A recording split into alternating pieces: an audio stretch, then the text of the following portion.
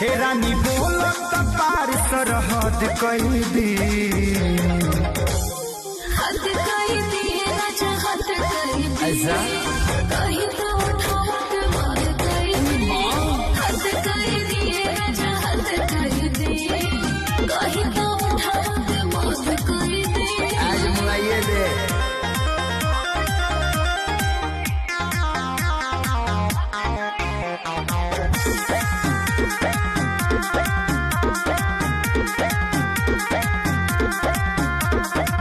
सजल सवारल बारू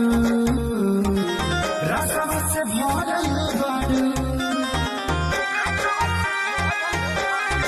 ए जा पीछा से पड़ल बारू हल्का बिगड़ल